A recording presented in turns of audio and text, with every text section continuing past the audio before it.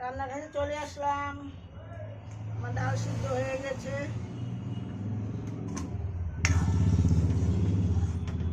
ডালে কাটা দিব। এই যে সব সবজি করে নিচ্ছি, মূলো, বেগুন, টমেটো, আলু দিয়ে সব চচ্চড়ি করবো। এই যে ধনিয়া পাতাটা দেখে আমার বেশি হাসি পাচ্ছে।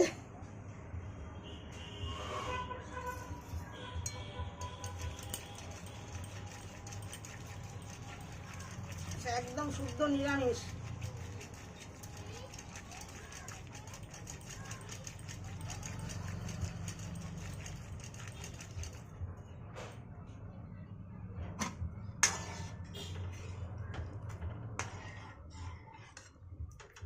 ডাল গলে গেছে, দিয়ে নিই।